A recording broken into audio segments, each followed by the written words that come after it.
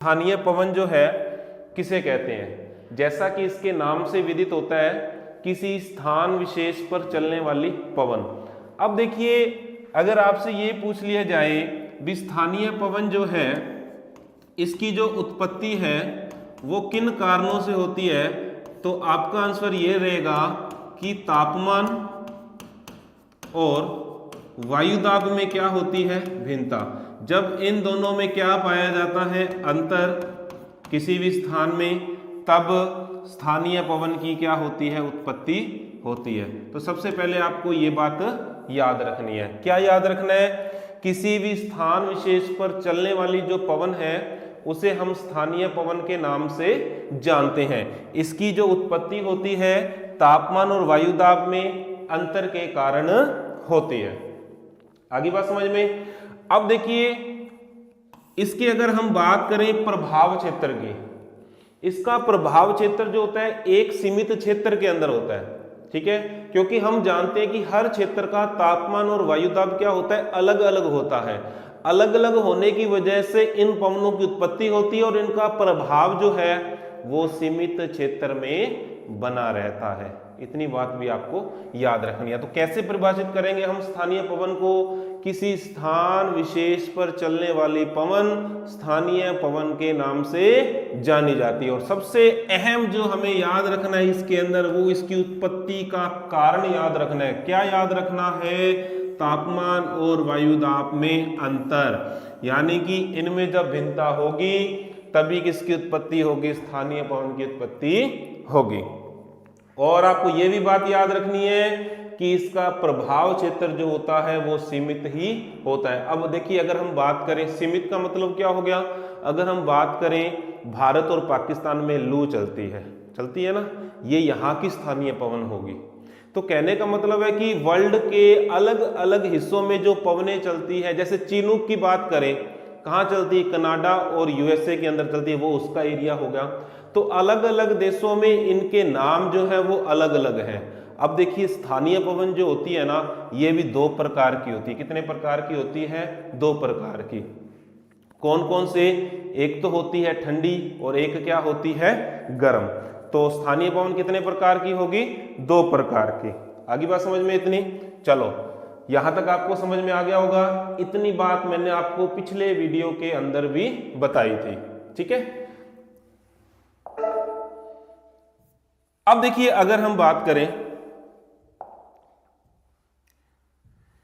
स्थानीय पवन की, ठीक है, स्थानीय पवन के बात करें हम प्रकारों की, तो दो प्रकार की होती है। एक तो होती है गर्म और एक कौन सी होती है? ठंडी।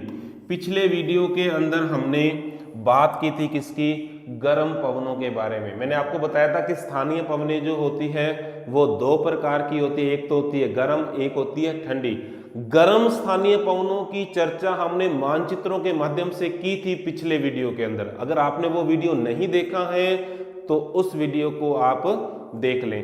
आज हम विस्तार से चर्चा करने वाले इन ठंडी हवाओं के बारे में। अब देखिए, ठंडी हवाओं के अगर अंदर हम बात करें तो सबसे पहले कौन सी आ रही है? मिस्ट्रल। दूसरे की अगर हम बात करें तो कौन सी आ रही है? बोरा। तीसरे की अगर हम बात करें कौन सी आ रही है? बिलिजार्ड। चौथे की अगर हम बात करें तो कौन सी आ रही है? पंपेरो। पांचवें की अगर हम बात करें बुरान। छठे की हम बात करें तो जूरन। अगर हम बात करें सातवें की बाइज, ठीक है। इसके अलावा और भी होती है, जैसे हम बात करें एक प्रमुख पवन जिसका नाम में लिखना यहाँ पे भूल गया, वो है फ्राइजेम, ठीक है। तो ये नाम भी आपको याद रखना है। ये भी क्या है? प्रमुख ठंडी जो है पवन है। तो आपको ये फ्राइजेम नाम भी याद रखना है। तो ठंडी पवनों के अंदर आज हम इस वीडियो के अंदर कौन कौन सी पवनों को देखने वाले हैं? मिस्ट्रल को देखने वाले हैं, बोरा को देखने वाले हैं, बिलिजार्ड को देखने वाले हैं, पंपेरो को देखने वाले हैं, बुरान को देखने वाले हैं, जूरन को देखने वाले हैं और बाइज को देखने वाले हैं, ठीक है। अब देखिए, पिछले वीडियो के अंदर हमने विस्तार से चर्चा की थी गर्म पवनों के बारे में, ठीक है। नाम मैं आपको याद करवा देता हूं। हमने चिनूक को पढ़ा था, हमने फोन को पढ़ा था, ठीक है, सिरक्को को पढ़ा था, हमने लू को पढ़ा था, जोंडा को पढ़ा था, सांता आना को पढ़ा था, योमा को पढ़ा था। तो ये जो पवनें थी वो कौन सी थी? गर्म थी। इनके बारे में हमने विस्तार से चर्चा जो है पिछले वीडियो के अंदर कर लिया। ये केवल मैंने आपको इसलिए बताया है ताकि आपको एक बार वापस से याद आ जाए कि हमने इसके बारे में चर्चा जो है पिछले वीडियो के अंदर कर ली है। ठीक है, और आपको ये नाम याद भी होंगे और मैंने रिपीट भी कर दिए। अगर आप भूल रहे होंगे तो आपको फिर से याद आ जाएंगे कि मैंने आपको पिछले वीडियो के अंदर ये वाले जो है पॉइंट बताए थे, ये वाली पवनों के बारे में बताया था। आज हम जो अध्ययन करने वाले हैं वो इनका विस्तार से अध्ययन करेंगे। सबसे पहले इनका नाम हमें पक्का याद हो जाना चाहिए। क्या नाम है? मिस्ट्रल है, बोरा है, बिलिजार्ड है, पंपेरो है, बुरान है, जुरन है, बाइज है। एक नाम जो यहां पर नहीं आया वो कौन सा था? फ्राइजेम। ये भी क्या एक प्रकार की ठंडी पवन है। और एक बात आपने हमेशा याद रखनी है, जो स्थान विशेष पर चलने वाली जो पवनें होती है, जो अलग अलग स्थानों पर चलती है, वो दो प्रकार की होती है। एक तो होती है गर्म, एक क्या होती है? ठंडी। तो इतनी बात आपको समझ में आ गई होगी। अगर आप इसका स्क्रीनशॉट लेना चाहते हैं तो ले सकते हैं।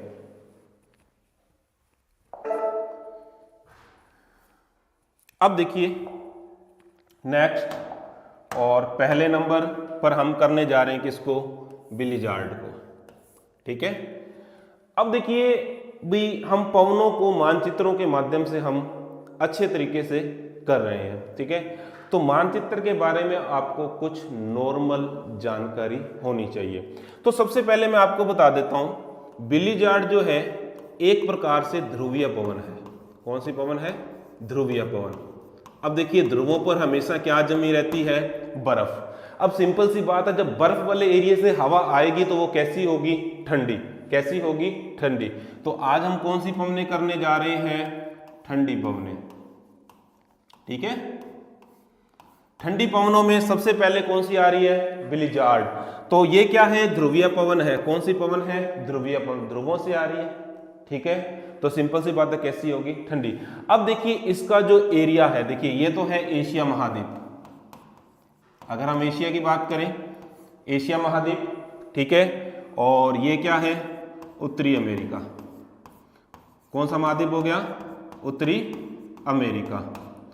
अब देखिए, अब मानचित्र को देखते ही आपको पता चल गया भाई एशिया के इस भाग में, अगर हम बात करें उत्तरी अमेरिका के इस भाग में, अब इन एरियो का नाम भी है।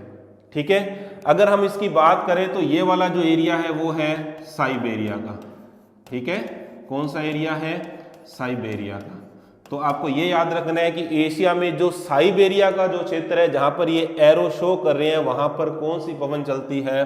बिलिजार्ड चलती है। अगर हम बात करें उत्तरी अमेरिका की, ये ठीक है, उत्तरी अमेरिका का यहां पर जो देश है उसका नाम है उत्तरी कनाडा। तो यहां पर क्या है?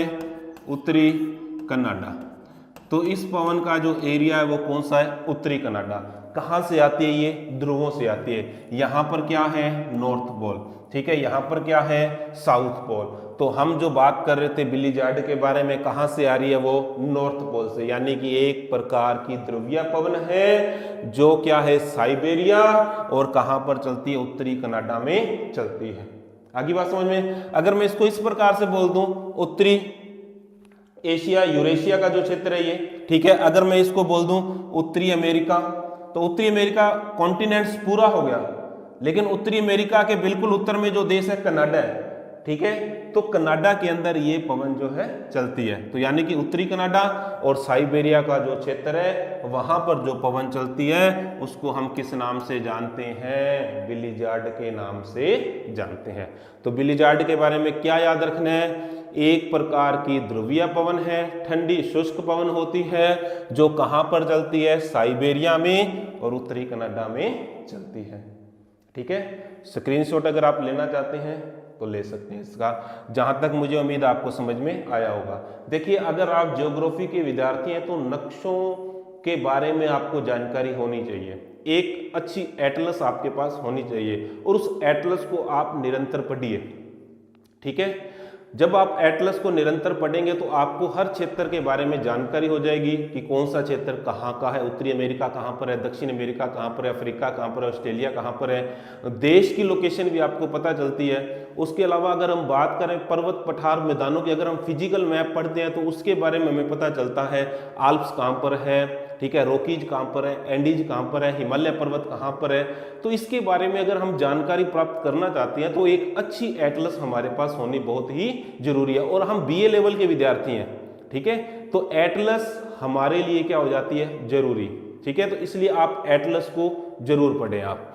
तो ये पॉइंट जो हमने अभी किया, बिलीजार्ड, ध्रुवीय पवन, ठंडी पवन साइबेरिया और उत्तरी कनाडा में चलती है, ये आपको समझ में आया होगा। स्क्रीनशॉट अगर आप इसका लेना चाहते हैं तो ले सकते हैं, ठीक है। चलो अब चलते हैं हम नेक्स्ट देखते हैं कौन सी आ रही है। अब देखिए नेक्स्ट जो आ रही है वो आ रही है मिस्ट्रल, ठीक है। अब देखिए मिस्ट्रल, अब ये भी क्या है, ठंडी पवन है, ठीक है। अब अगर हम बात करें इसकी तो कहाँ पर चलती है, ये आल्प्स, नाम सुना होगा, कहाँ पर है ये, फ्रांस में है, ठीक है। आल्प्स पर्वत श्रृंखला का नाम आपने सुना होगा, ठीक है। तो वहां पर चलती है, यानी कि फ्रांस में चलती है। तो इसका जो एरिया देखिए आपको मैप दिखाई दे रहा होगा, ये तो है फ्रांस, ठीक है। फ्रांस के इस ओर क्या है, स्पेन। तो सिंपल सी बात है, अब आपको ये पता चल गया भाई मिस्ट्रल जो ठंडी हवा है वो यूरोप के जो दो देश हैं वहां पर इसका प्रभाव क्या होता है ज्यादा। कौन कौन से, एक तो अगर हम बात करें फ्रांस की, अगर एक बात हम करें स्पेन की, ये एरो का जो चिन्ह आपको दिखाई दे रहा है वो बता रहा है कि ये जो मिस्ट्रल जो पवन है वो सबसे ज्यादा जो अगर हम बात करें फ्रांस और स्पेन को प्रभावित करता है।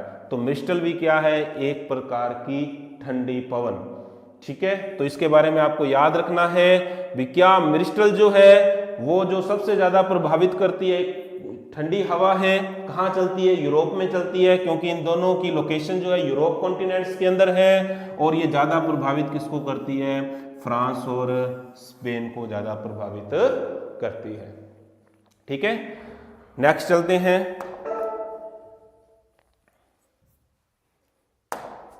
अब देखिए नेक्स्ट जो आ रही है वो आ रही है बोरा। तो सबसे पहले मैं आपको बता देता हूं, ये चलती है बोरा जो ठंडी हवा है, ये चलती है मध्य यूरोप में, ठीक है। और सबसे ज्यादा इससे प्रभावित होने वाला जो देश है वो कौन सा है, इटली। कौन सा है, इटली। तो ये लोकेशन आपको समझ में आ रही होगी, ये मैप आपको दिखाई दे रहा होगा। तो देखिए ये तो है एशिया, ठीक है, और ये क्या है, यूरोप, ठीक है।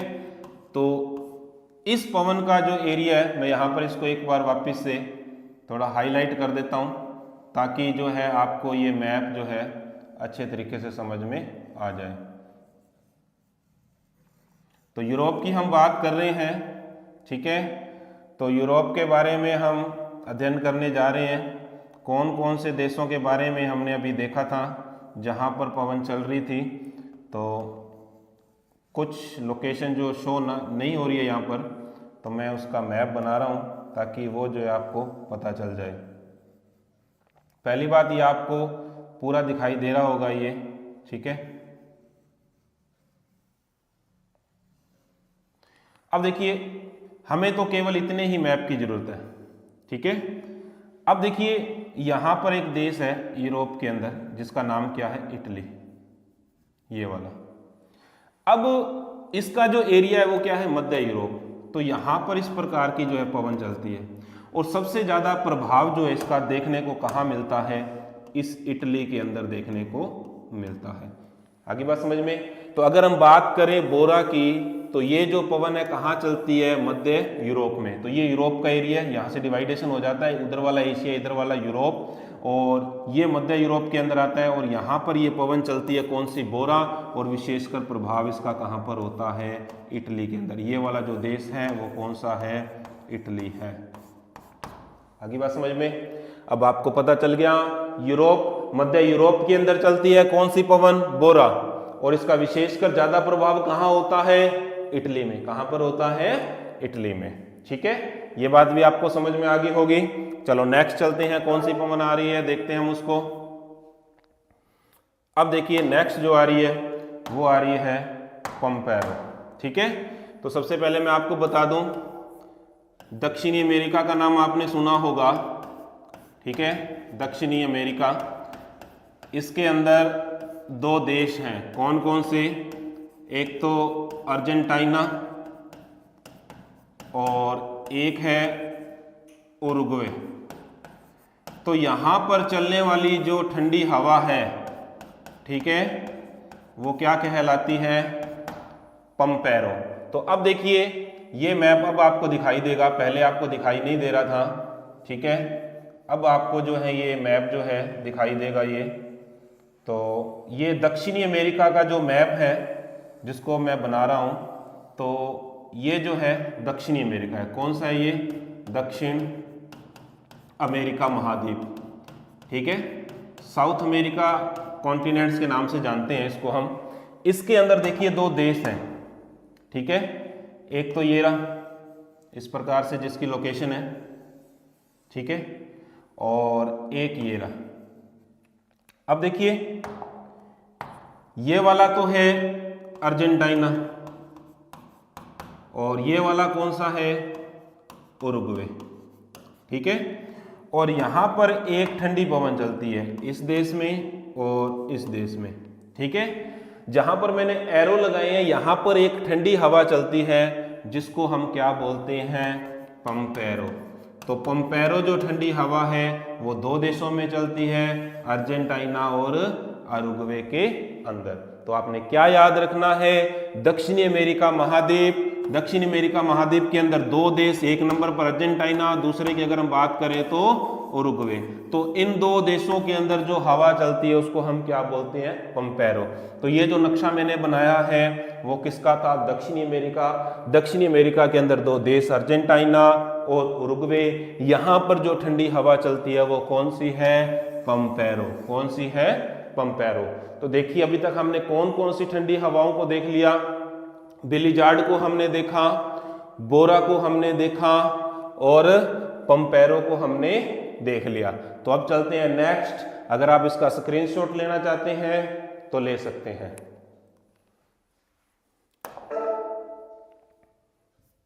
अब देखिए नेक्स्ट जो है वो आ रही है कौन सी? बुरान। तो बुरान जो है सबसे पहले हम बात करें भी कहां पर चलती है, तो इसका जो एरिया है वो है मध्य एशिया। तो सबसे पहले अगर हम बात करें तो कहां चलती है? ये मध्य एशिया में चलती है। और विशेषकर अगर हम बात करें, विशेष रूप से इसका प्रभाव कहां पर रहता है? रूस में रहता है। कहां पर रहता है? रूस में। ये बात आपको याद रखनी है। ये तो जो एरिया है वो किसका है? मध्य एशिया। ठीक है, और मध्य एशिया के अंदर एक देश है जिसका नाम क्या है? रूस। तो ये जो है कौन सा देश है? रूस। तो यहाँ पर जो पवन चलती है उसको हम किस नाम से जानते हैं? बुरान के नाम से जानते हैं। बुरान कहाँ पर चलती है? बुरान मध्य एशिया में चलती है। तो ये वाला इधर जो महाद्वीप है ये वाला सारा, तो ये एशिया महाद्वीप है, मध्य में एरो लगा हुआ है तो मध्य एशिया में चलती है। और विशेषकर इसका जो प्रभाव होता है कौन से देश में होता है? वो होता है रूस में। कहाँ पे होता है? रूस में। तो कहाँ चलती है? बुरान मध्य एशिया में। विशेषकर इसका प्रभाव कहाँ होता है? रूस में होता है। तो जहाँ तक मुझे उम्मीद है ये मैप भी आपको समझ में आ गया होगा, दिखाई दे रहा होगा। ठीक है, तो नेक्स्ट चलते हैं। अगर आप इसका स्क्रीनशॉट लेना चाहते हैं तो ले सकते हैं। बुरान कहाँ चलती है? मध्य एशिया। ठीक है, चलते हैं नेक्स्ट। अब देखिए नेक्स्ट जो है वो आ रही है जूरन। ठीक है, तो सबसे पहले मैं आपको बता दूं जूरन जो है क्या है? एक प्रकार की ठंडी हवा। ठीक है, इसका जो प्रभाव होता है वो कहाँ होता है? यूरोप। यूरोप के अंदर एक देश है जिसका नाम है तो सबसे पहले हम यूरोप को देख रहे हैं और यूरोप के अंदर अब हम देखेंगे लोकेशन किसकी, स्विट्जरलैंड की। तो स्विट्जरलैंड की अगर लोकेशन की अगर हम बात करें तो ये छोटा सा जो देश आपको रेड बाउंड्री में दिखाई दे रहा है, इसका नाम क्या है, स्विट्जरलैंड। क्या है इसका नाम, स्विट्जरलैंड। और यहाँ पर जो पवन चलती है वो कौन सी चलती है स्विट्जरलैंड के अंदर, वो पवन चलती है जूरन। जूरन क्या है, ठंडी हवा। आगे बात समझ में। तो बाकी मैप आपको दिखाई दे चाहे ना दिखाई दे, हमें कौन से मैप की जरूरत है, केवल स्विट्जरलैंड की। अब देखिए इसके पास वाले जो देश हैं ये वाले, अगर हम बात करें तो ये आ जाता है फ्रांस, ठीक है। ये कौन सा देश आ जाता है, स्पेन, ठीक है। अगर इधर हम बात करें तो ये आ जाता है इटली, ठीक है। ये बात करें ऑस्ट्रिया, ठीक है। इसकी अगर हम बात करें तो ये जर्मनी है, ठीक है। फिलहाल इतने काफी हैं, ठीक है। तो इनके बीच में ये रेड बाउंड्री वाला जो देश है, ठीक है, कौन सा महाद्वीप है ये, यूरोप। यूरोप महाद्वीप की बात हो रही है। ये है फ्रांस, ये है स्पेन, ये है इटली, ये है ऑस्ट्रिया, ये है जर्मनी, और ये जो है रेड बाउंड्री वाला देश वो है स्विट्जरलैंड। कौन सा है, स्विट्जरलैंड। स्विट्जरलैंड के अंदर कौन सी ठंडी हवा चलती है, जिसको हम क्या बोलते हैं, जूरन। तो ये भी बात आपको समझ में आ गई होगी। अब आपको मैप भी जो है दिखाई दे रहा होगा, ठीक है।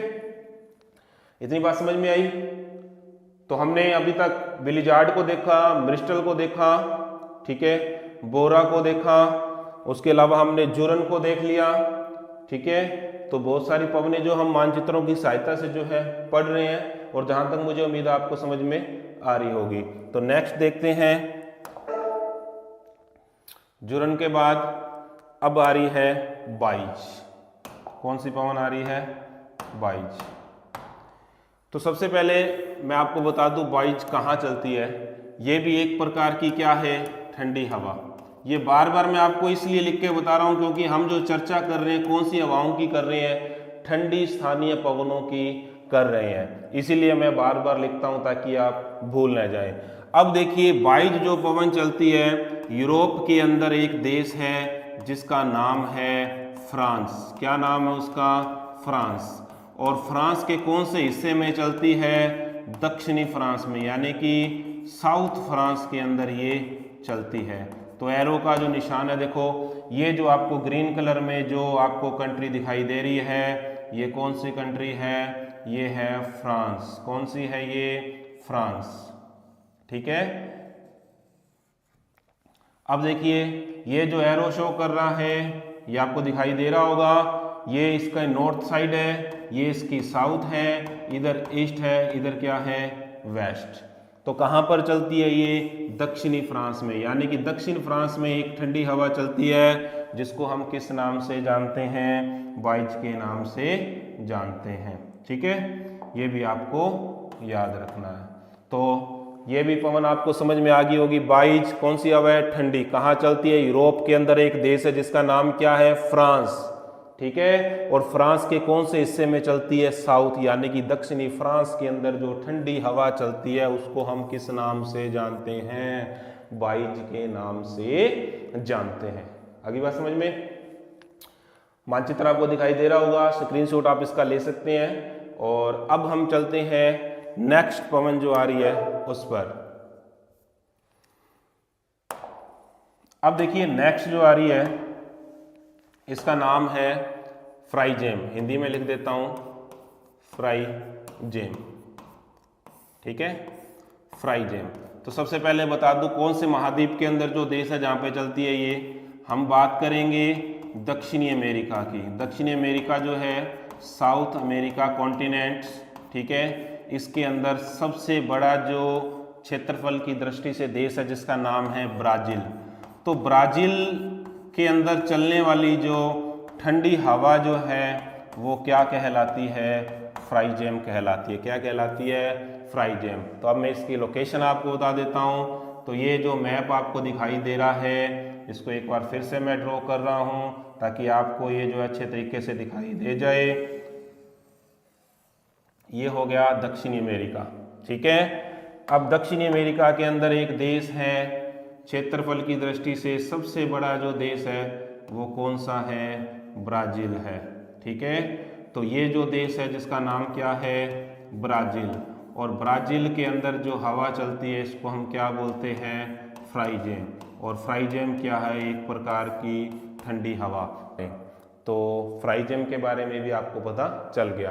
तो ये जिन पवनों के बारे में अभी हमने विस्तार से चर्चा की है विद मानचित्र, वो जो हवाएं थी स्थानीय हवाएं, और स्थानीय हवाओं में अगर हम बात करें तो वो थी ठंडी स्थानीय हवाएं, जैसे कि हमने किया ब्लिजार्ड को, बोरा को, मिस्टल को, जूरन को, फ्राइजेम को। तो यानी कि हमने बहुत सी जो मुख्य यानी कि ठंडी पवनें थी उनके बारे में चर्चा की है। और मुझे ये उम्मीद है कि आपको ये टॉपिक अच्छे से समझ में आया होगा। अगर आपको ये टॉपिक समझ में आया हो तो उसको लाइक करें, शेयर करें, ठीक है। नेक्स्ट टॉपिक लेकर मैं आपके सामने जल्द हाजिर होऊंगा। तब तक के लिए जय हिंद, जय भारत।